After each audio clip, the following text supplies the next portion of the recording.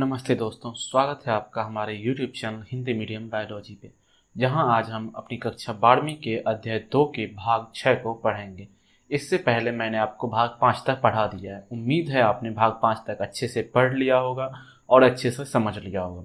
ठीक है, तो आज हम भाग 6 को पढ़ेंगे। अगर आपने भाग 5 तक नहीं पढ़ा है तो आप पहले उनको पढ़ ले, फिर भाग 6 को पढ़े, जिससे कि आपको सही से समझ में आएंगी। ठीक है, तो चलिए फिर स्टार्ट करते हैं। आज इस बीच में मैं वीडियो रेगुलर नहीं डाल पा रहा था, ठीक है, लेकिन अब से जो है आपको हर रोज एक वीडियो मिलेंगी। ठीक है, तो चलिए अब हम देखते हैं भाग 6 को। ठीक है, भाग 6 में हम क्या पढ़ेंगे, तो प्रागण के अभिकर्मक या कारक। प्रागण के क्या पढ़ेंगे, अभिकर्मक या कारक। प्रागण किसकी मदद से होता है, क्यों होता है, ठीक है, कैसे होता है प्रागण, इसके बारे में हम पढ़ेंगे। ठीक है, तो पौधे में प्रागण के कारक या अभिकारक के रूप में दो अजीवीय, ठीक है, दो अजीवीय वायु एवं जल और एक जीवीय प्राणी कारक एजेंट का उपयोग कर लक्ष्य प्राप्त करते हैं। ठीक है, पौधे जो है अपने प्रागण के लिए जो प्रागण करते हैं, उनमें जो किनका उपयोग करते हैं, वो किसके द्वारा प्रागण करते हैं, तो वायु और जल, जो कि क्या है, अजीवीय है। ठीक है, और एक जीवीय प्राणी होते हैं। ठीक है, या फिर जीवीय।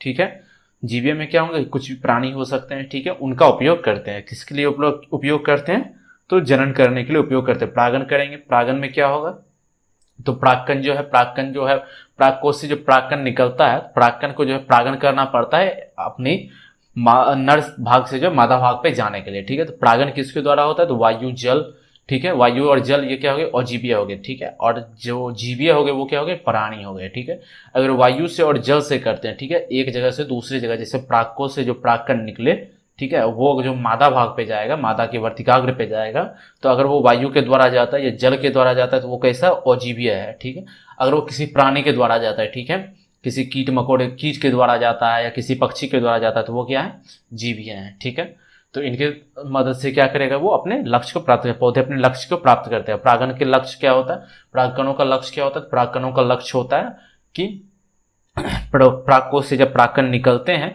तो प्रागण करके क्या करेंगे, उसका लक्ष्य होता है वो मादा भाग पे जाए और मादा भाग के वर्तिकाग्र पर जाकर वहां से वो जायांग में जाके क्या करे, जनन करे। ठीक है, इससे पहले मैंने इन सब चीजों को डिटेल में बताया हुआ है आपको, तो उम्मीद है आपने भाग 5 तक पढ़ा होगा तो आपको अच्छे से समझ में आ रही होंगी। ठीक है, तो देखते हैं। ठीक है, जैसे कारक को क्या कहते हैं हम लोग, एजेंट भी कहते हैं। ठीक है, तो यहाँ पे अब मैं जो यूज करूंगा वो क्या उपयोग करूंगा, मैं एजेंट का उपयोग करूंगा। ठीक है, एजेंट शब्द का उपयोग करूंगा। कारक की जगह मैं क्या करूंगा, एजेंट शब्द। कारक को ही एजेंट भी कहते हैं। ठीक है, तो देखिए प्रागण एजेंट कौन कौन से होते हैं, तो एजेंट जो प्राक्कनों को प्राककोश से समान या भिन्न फूलों के वर्तिकाग्र तक ले जाते हैं।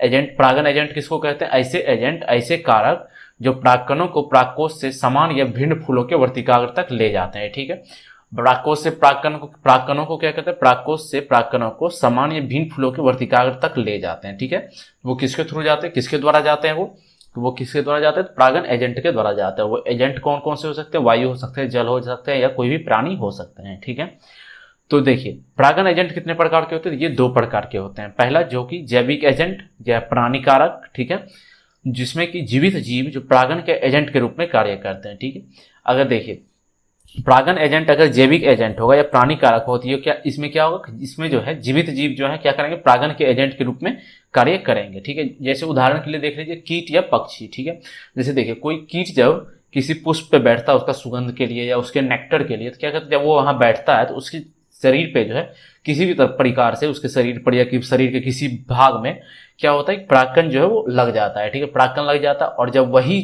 कीट या वही पक्षी जब दूसरे पौधे पर जाता है, दूसरे फूलों पर जाता है, अगर वहां पे मादा फूल है उस पे जाता है, ठीक है, तो उस प्राक्कन का जो प्राककोश से जो प्राक्कन निकला था, वो प्राक्कन जो कीट पे लग गया था पहले वाले फूल पे, तो जब वो दूसरे वाले फूल पे जाता है तो वहां क्या करता है, ये वर्तिकाग्र मतलब मादा फूल से मिलता है और वहां पे क्या कहता है, वर्तिकाग्र पास पहुंच जाता है। इस तरीके से क्या हुआ, किसके मदद से ये वर्तिकाग्र तक पहुंचा, ठीक है, तो किसके मदद से पहुंचा, कीट या पक्षी के मदद से पहुंचा। तो ये क्या हो गए, जैविक एजेंट हो गए या प्राणी कारक हो गए। ठीक है, कौन पहुंचा, तो प्रागण जो है, प्रागण किसके द्वारा, प्राक्कन जो है प्रागण किया, किसके द्वारा प्रागण किया, तो अगर प्राक्कन जो है प्रागण करेंगे, ठीक है, जैविक एजेंट या प्राणी कारक के द्वारा, कीट पक्षी के द्वारा, तो उसको क्या कहेंगे, जैविक एजेंट कहेंगे। ठीक है, प्राक्कन जो है प्रागण करेंगे अगर जैविक एजेंट मतलब कीट या पक्षी के द्वारा, तो उसको क्या कहेंगे, वो जैविक एजेंट कहेंगे। प्रागण करके कहाँ जाएंगे, वो वर्तिकाग्र पर जाएंगे और वहां क्या करेंगे, वो आगे की प्रक्रिया यानी कि जनन करेंगे। ठीक है, अब देखिए अजैविक एजेंट या अजीवीय कारक, ठीक है।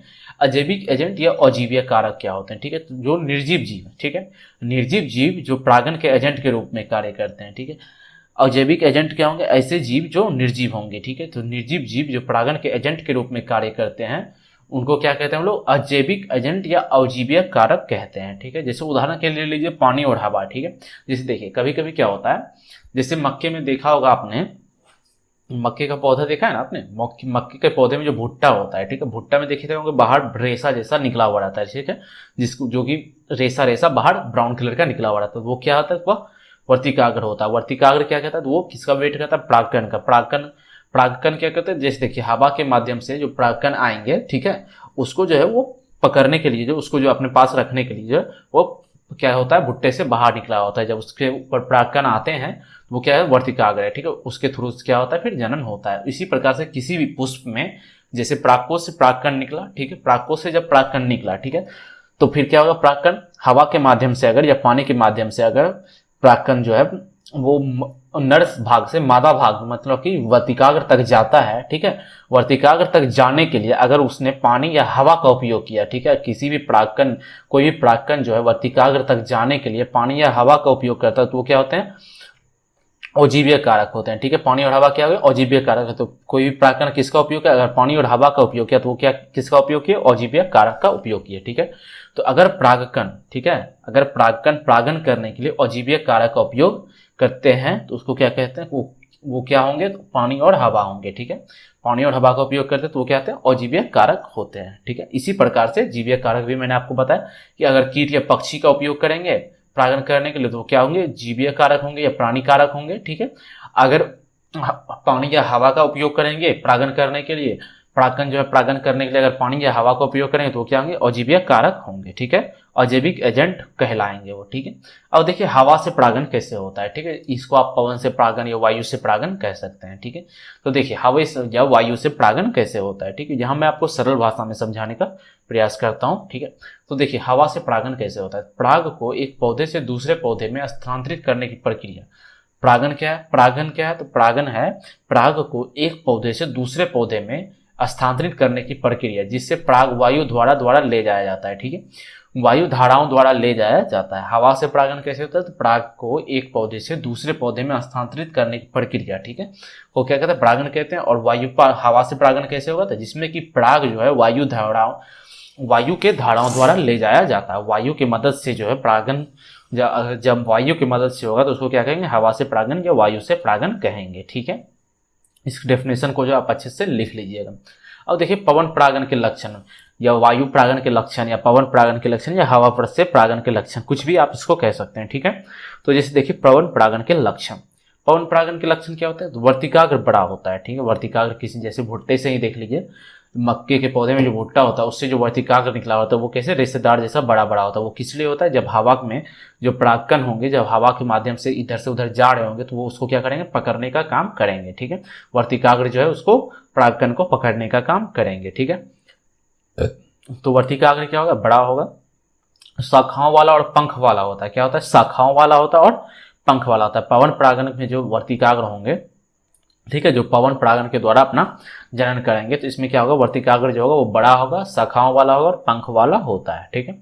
परागण बड़ी मात्रा में उत्पन्न होते हैं और प्रायः, ठीक है, परागण जो होते हैं वो बड़ी मात्रा में उत्पन्न होते हैं, ठीक है। जैसे देखिए जो हवा के माध्यम से परागकण जो है जो हवा के माध्यम से परागण करेंगे वो क्या होंगे, बड़ी मात्रा में उत्पन्न होंगे। बड़ी मात्रा में उत्पन्न क्यों होंगे, तो देखिए जब तक वो बड़ी मात्रा में उत्पन्न नहीं होंगे, तो अगर कुछ मात्रा में उत्पन्न होते हैं और वो जो है हवा के द्वारा एक जगह से दूसरी जगह मतलब यानी कि नर पुष्प से मादा पुष्प की ओर जाते हैं, ठीक है, तो बीच में क्या हो सकता है, वो नष्ट हो सकते हैं, ठीक है, वो कहीं गिर सकते हैं, उनको कुछ भी उनके साथ हो सकता है, ठीक है, वह नष्ट हो जाएंगे, उनको पक्षी खा लेगी, कुछ भी हो सकता है, ठीक है। तो उसको इसलिए जो बड़ी मात्रा में मतलब बहुत अधिक मात्रा में उत्पन्न होता है, जिससे कि अगर कुछ नष्ट भी हो गए तो कुछ तो बचेंगे जो जाके वर्तिकाग्र तक पहुंचेंगे और वहां पे जनन करेंगे, ठीक है। तो क्या होता है, परागकण जब बड़ी मात्रा में, ठीक है, परागकण बड़ी मात्रा में उत्पन्न होते हैं, क्या होगा, पवन परागण में जो भी पवन परागण में परागकण होंगे वो क्या होंगे, बड़ी मात्रा में उत्पन्न होंगे। जो भी पुष्प पवन, ठीक है, पवन परागन करते हैं उनके अंदर जो है परागकण बड़ी मात्रा में उत्पन्न होते हैं और प्रायः चिकने और हल्के होते हैं। चिकने और हल्के क्यों होंगे? देखिए, चिपचिपा अगर होगा तो वो एक जगह सटा सटा रहेगा, ठीक है, तो वो हवा में उड़ नहीं पाएगा, और भारी होगा तो वो भी हवा में उड़ नहीं पाएगा आसानी से, ठीक है, हवा से जो है एक जगह से दूसरी जगह नहीं जा पाएंगे। तो वो चिकने होते हैं, मतलब वो चिपचिपाहट रहित होते हैं, ठीक है, सॉरी, चिपचिपाहट से मुक्त होते हैं, मतलब उसमें चिपचिपाहट नहीं होती है, ठीक है। वो क्या होंगे? चिकने होंगे और हल्के होंगे, ताकि उन्हें हवा के प्रवाह के द्वारा ले जा सके, ताकि उनको जो है हवा, वो जो है हवा के प्रवाह के द्वारा एक जगह से दूसरी जगह जा सकें, ठीक है।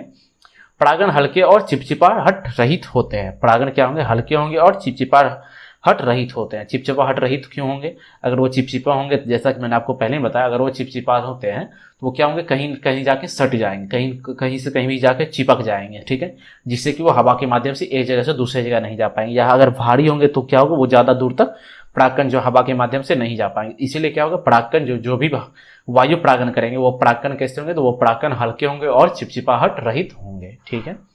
अब देखिए, पानी के द्वारा परागण, ठीक है, पानी के द्वारा, जल के द्वारा परागण कैसे होता है? तो यह परागण का एक दुर्लभ रूप है। जब परागण का क्या है? एक दुर्लभ रूप है जिसमें परागण पानी द्वारा वर्तिकाग्र तक ले जाया जाता है। परागण में सबसे दुर्लभ क्या हो? कौन सा रूप है? तो परागण में सबसे दुर्लभ रूप है जल के द्वारा परागण, यानी कि पानी के द्वारा परागण, ठीक है। यह परागण का एक दुर्लभ रूप है जिसमें परागण पानी द्वारा, ठीक है, जल के द्वारा वर्तिकाग्र तक ले जाया जाता है, ठीक है।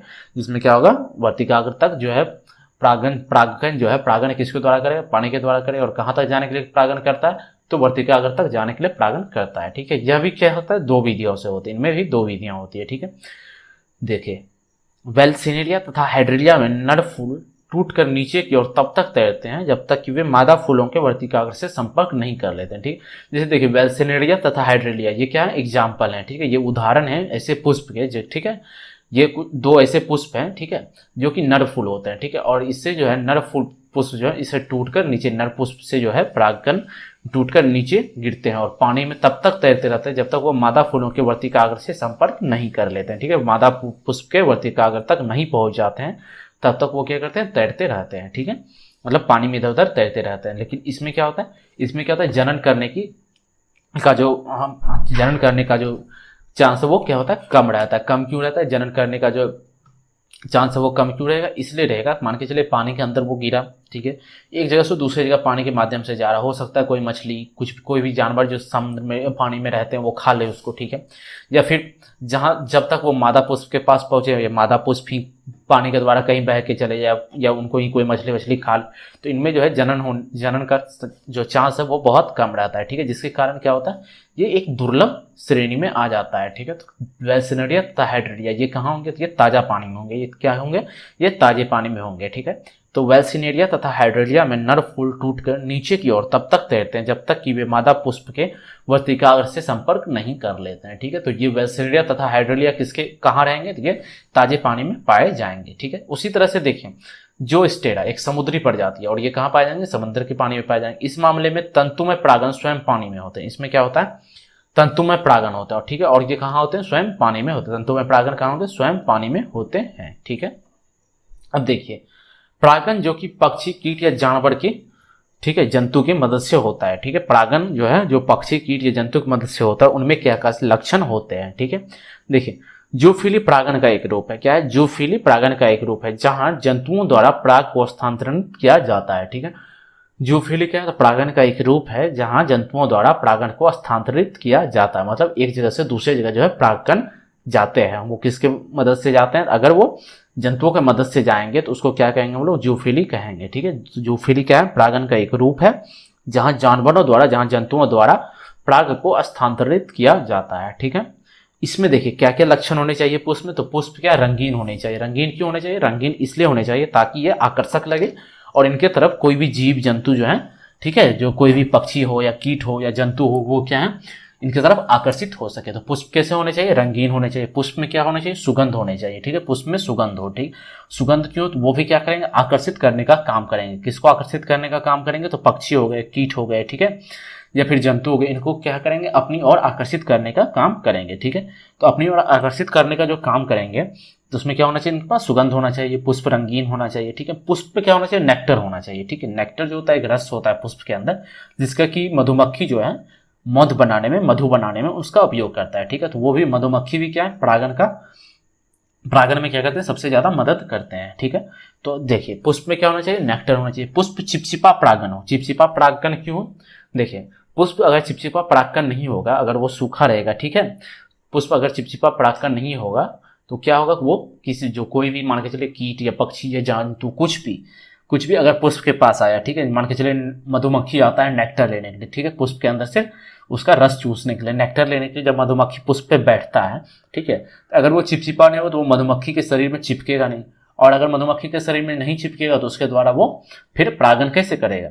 तो परागण करने के लिए जो है, जो पक्षी कीट या जंतुओं के द्वारा जो पुष्प परागण करते हैं उनका जो परागण होगा वो कैसा होगा, चिपचिपाहट होगा, उनके अंदर क्या होगा, चिपचिपाहट होगा। ठीक है, चिपचिपाहट क्यों होगा कि जैसे देखिए जब मधुमक्खी किसी पुष्प पे बैठता है, ठीक है, उसका रस लेने, उसमें क्या होगा, जब चिपचिपाहट होगा उसके अंदर, जब किसी भी परागण के अंदर चिपचिपाहट होगा तो वो क्या होगा, उसके शरीर में लग जाएगा, ठीक है, उसके शरीर के साथ चिपक जाएगा। जब वही मधुमक्खी जो है किसी दूसरे पुष्प पे फिर रस चूसने जाएगा तो वो परागण जो है, जो उसके शरीर में लग गया था, अगर वहां पे मादा भाग है उस पुष्प में, ठीक है, तो उसके वर्तिकाग्र के संपर्क में जैसे ही आएगा तो वो क्या होगा, उसके वर्तिकाग्र पे चले जाएगा। ठीक है, कहाँ से चला गया, मधुमक्खी के शरीर से वर्तिकाग्र पर चला गया और वहां जनन कर लिया। अगर ये चिपचिपाहट नहीं होता इनके अंदर, ठीक है, अगर ये चिपचिपा नहीं होते, ठीक है, ये इन पुष्प के जो परागकण है अगर वो चिपचिपा नहीं होते तो वो क्या होते, वो मधुमक्खी के शरीर में नहीं चिपकते, मधुमक्खी के शरीर में अगर नहीं चिपकते तो वो मादा भाग पे नहीं जाते और वो जनन नहीं कर सकते थे। ठीक है, तो पक्षी या कीट या जंतुओं की मदद से जो भी पुष्प परागण करेंगे, ठीक है, जो भी पुष्प परागण करेंगे उनमें क्या क्या लक्षण होंगे, तो वो पुष्प कैसे होने चाहिए, वो रंगीन होने चाहिए जिससे कि वो जीवों को जो है, जीव जंतु को जो आकर्षित कर सके, उसमें सुगंध होना चाहिए, वो सुगंधित पुष्प होने चाहिए। पुष्प में क्या होना चाहिए, नेक्टर होना चाहिए, मतलब उसके अंदर जो रस होना चाहिए। पुष्प कैसा होना चाहिए, पुष्प का जो परागकण है वो कैसा होना चाहिए, चिपचिपा होना चाहिए। ठीक है, अब देखिए अगर गंधयुक्त फूल, ठीक है, गंधयुक्त फूल यदि मक्खियों और भृंगों द्वारा परागित हो जाते हैं, ठीक है, अगर गंधयुक्त फूल यदि, ठीक है, गंधयुक्त फूल यदि मक्खियों और भृंगों द्वारा परागित हो जाते हैं तो उसमें कौन कौन से लक्षण होते हैं, देखिए कीटों के लिए पुष्प पुरस्कार, ठीक है, कीटों के लिए जो कभी कभी पुष्प पुरस्कार होते हैं, ठीक है, कैसे, तो वो कीटों के लिए जो कुछ पुष्प जो होते हैं वो अंडे देने के लिए सुरक्षित जगह होते हैं। ठीक है, तो जैसा कि ऊपर गंधयुक्त फूल यदि मक्खियों और भृंगों द्वारा परागित हो जाते हैं तो उनमें क्या क्या होते हैं तो वो देख रहे हैं। तो उसी तरह से जो है कीटों के लिए जो है पुष्प पुरस्कार, कीटों के लिए जो पुष्प का पुरस्कार कौन कौन सा होता है उसको देखते हैं। ठीक है, सॉरी, अंडे देने के लिए जो है सुरक्षित जगह होता है। ठीक, कीटों के लिए जो है पुष्प जो होता है, पुष्प के अंदर जो उनका वर्तिकाग्र होता है उसके अंदर जो है कीट जो है अंडे देने के लिए उनका सुरक्षित जगह होता है। ठीक है, उसके अंदर उनको क्या मिल जाता है, पराग मिल जाता है और नेक्टर मिल जाता है। ठीक है, जैसे कि युक्का पौधा और शलभ पड़ जाती है, ये एक दूसरे के ऊपर निर्भर है। ठीक है, ये दोनों एक दूसरे के बिना क्या हो सकते हैं, प्रजनन नहीं कर सकते, ये जीवित नहीं रह सकते हैं। ठीक है, ये दोनों क्या एक दूसरे के साथ निर्भर है, एक दूसरे के ऊपर पूरी तरीके से निर्भर है। ठीक है, तो अब इनके बीच क्या संबंध है इनको देख लेते हैं। ठीक है, तो युक्का पौधा और शलभ प्रजाति के बीच संबंध। ठीक है, तो सबसे पहले शलभ प्रजाति के प्रोनोवामूथ, ठीक है, युक्का पौधे को अंडाशय के स्थान में अपने अंडे देते हैं। ठीक है, तो देखिए सबसे पहले क्या होता है, शलभ प्रजाति के जो होते हैं प्रोनोवामूथ होते हैं, एक कीट का नाम है प्रोनोवामूथ। ठीक है, तो सबसे पहले जो शलभ प्रजाति के प्रोनोवामूथ होते हैं वो क्या कहते हैं, युक्का जो पौधा होता है, ठीक है, युक्के पौधे के अंडाशय के स्थान में अपने अंडे देते हैं। ठीक है, युक्के पौधे का जो अंडाशय होगा, ठीक है, युक्के पौधे के जो पुष्प का अंडाशय होगा उसके स्थान पे क्या कहेंगे, ये शलभ प्रजाति के जो प्रोनोवामूथ होते हैं वो क्या करेंगे, अपने अंडे देते हैं। ठीक है, बदले में क्या होता है, पुष्प परागित हो जाते हैं। इसके साथ जो देखिए जब ये अंडे देने कहीं से, देखिए किसी भी पुष्प के पास ये बैठा होगा तो वहां से क्या किया, परागकण लिया, और जब ये अंडे देने के लिए अंडाशय के पास गया तो वहां क्या किया, उसने परागकण को भी छोड़ दिया और अपना अंडा भी छोड़ दिया। ठीक है, तो इसके बदले में क्या हो गया, पुष्प परागित हो जाते हैं। ठीक है, पुष्प में क्या हो गया, परागित हो गया।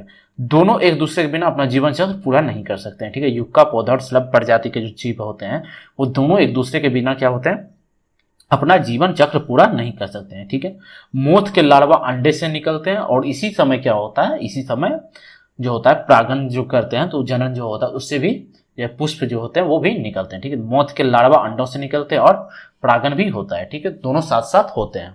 ठीक है, उसके बाद क्या होता है, तो अंडे से निकलने वक्त लार्वा जो युक्का बीजों पर फीड करते हैं, मतलब युक्का बीजों पर जो है अपने भोजन के लिए निर्भर रहते हैं। अंडे से जब लार्वा निकलता है, ठीक है, मोथ का जो लार्वा है जब वो अंडे से बाहर निकलेगा तो वो अपने भोजन के लिए, जो अपने भोजन के लिए किसके ऊपर निर्भर होंगे, तो वो युक्का बीजों के ऊपर निर्भर होते हैं। ठीक है, युक्का बीज जो अंडाशय के अंदर होता है उसके ऊपर निर्भर होते हैं। ठीक है, अंडाशय के बाहर भी होते हैं, अंडाशय के अंदर। इसके बाद क्या होता है, लार्वा पुष्प से बाहर निकल जाते हैं। ठीक है, जब ये फीड कर लेंगे, उसके बाद क्या होंगे, लार्वा जो है वो पुष्प से बाहर निकल जाते हैं, ठीक है।